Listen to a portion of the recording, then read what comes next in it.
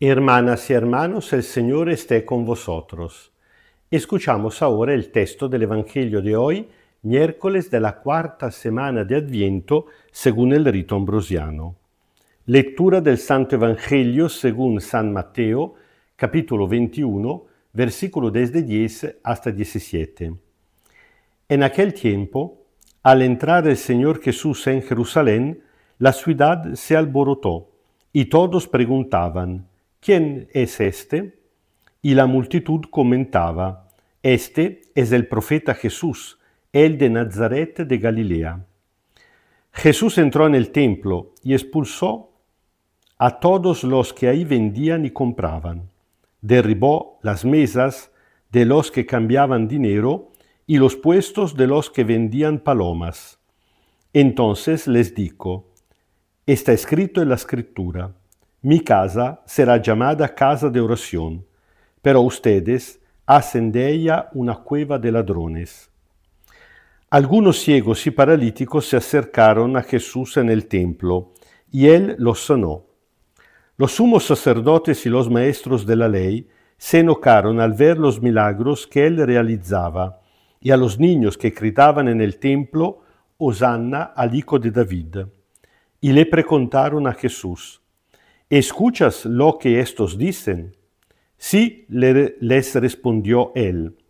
¿Acaso ustedes nunca han leído de la boca de los pequeños y de los niños de pecho: te has preparado una alabanza? Entonces Jesús los dejó y salió afuera de la ciudad para dirigirse a Betania, donde pasó la noche. Palabra del Señor.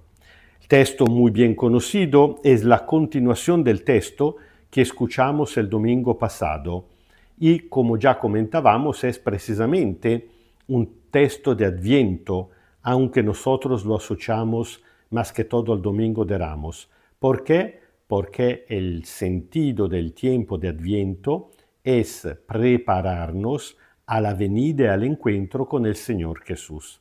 Así que esta su primera venida se transforma en una metáfora para nosotros de la venida que estamos esperando tan a nivel personal, cuando llegará nuestra muerte, el momento definitivo de nuestra liberación del encuentro con Él, cuanto por toda la humanidad al final del mundo.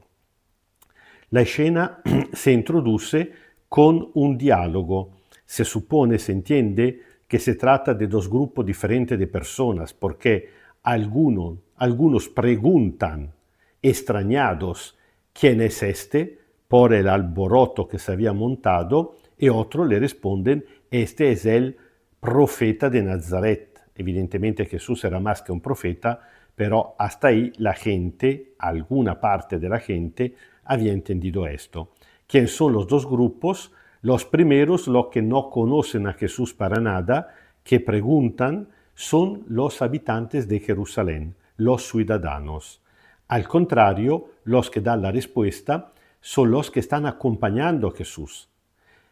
El Evangelio no dice que toda esta gente iba con él desde la Galilea, sino que lo habían encontrado en el último trato del camino y, reconociéndolo, entraron con él triunfalmente en Jerusalén.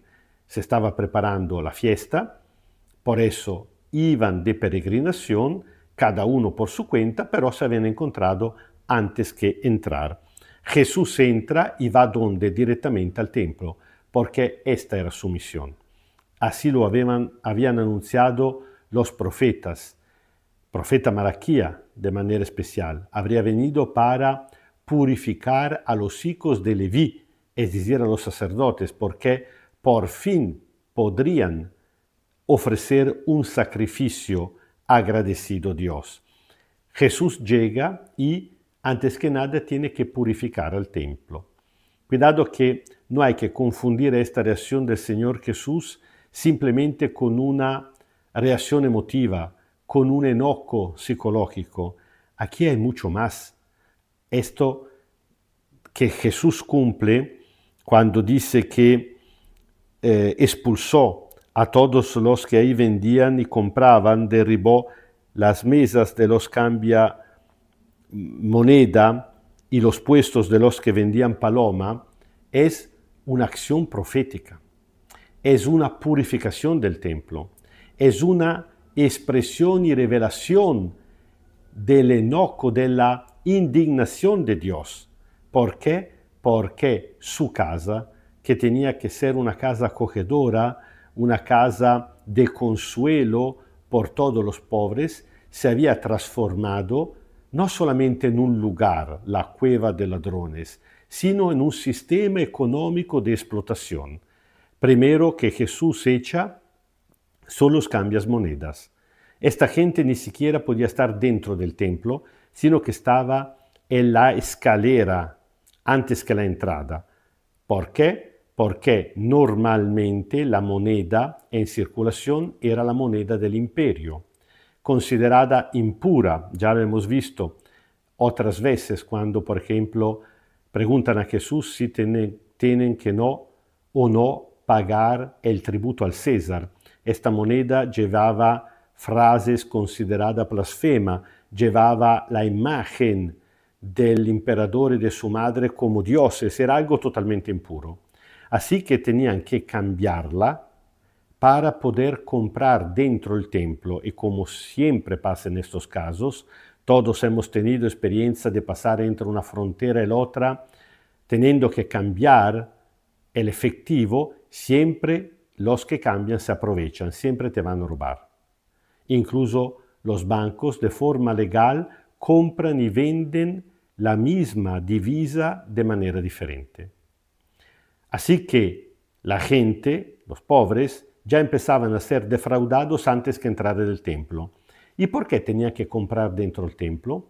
Porque para ofrecer los animales que tenían que ofrecer, no podían llevárselo de la casa. Se habían inventado que para estar seguros que los animales fueran puros, que no tenían defecto, que no estaban enfermos, porque habría sido un abominio a Dios, entonces tenían que comprarlo dentro.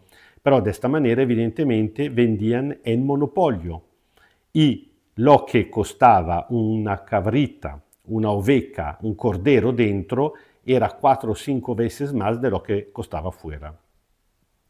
Jesús, de manera especial, se enoja con los que están vendiendo palomas.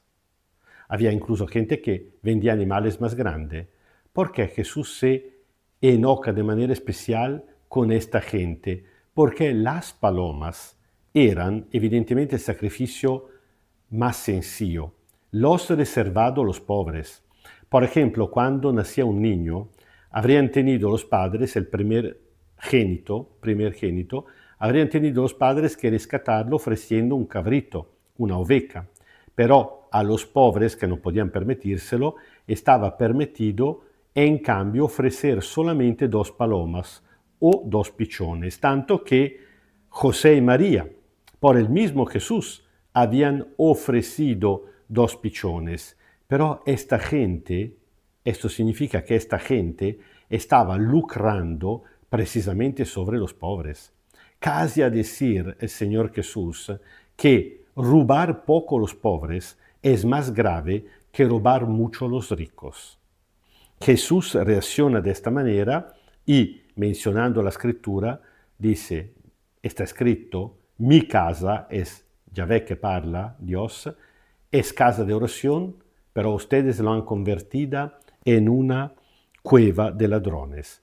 Luego, al contrario, esta es la parte negativa, un gran filósofo, Kant, diría la parte destruens, es decir, la destrucción de la injusticia, de la maldad. Luego viene la parte construens, es decir, la parte positiva.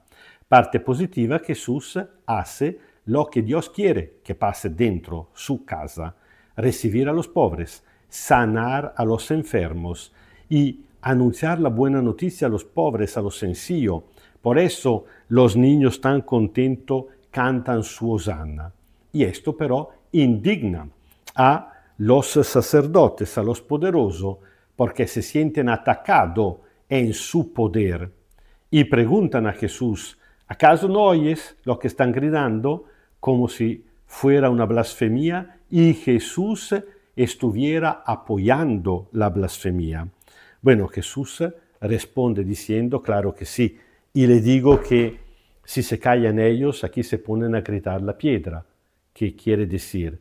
Quiere decir que la verdad de Dios nadie podrá callarla. De vez en cuando hay alguien que trata de matar al profeta que dice la verdad. Pensamos a lo que pasó, por ejemplo, solamente hace unos pocos años en El Salvador, cuando mataron al arzobispo Monseñor Romero para callar su voz.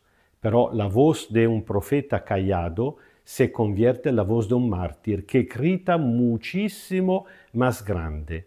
Y si al comienzo gritaba solamente en su país, después, ahora, grita en todo el mundo. El Señor esté con vosotros. Kyrie eleison, Kyrie eleison, Kyrie eleison. Os bendiga Dios Todopoderoso, Padre, Hijo y Espíritu Santo. Amén. Y esforzándonos todos, evidentemente el primero soy yo, en cuanto responsable de la parroquia, pero realmente esforzándonos todos que nuestras parroquias, nuestras comunidades, nuestros grupos no sean lugares donde la gente se siente juzgada, no recibida, incluso explotada, sino que al contrario sean lugares donde puedan experimentar la ternura de Dios, seguimos viviendo en paz.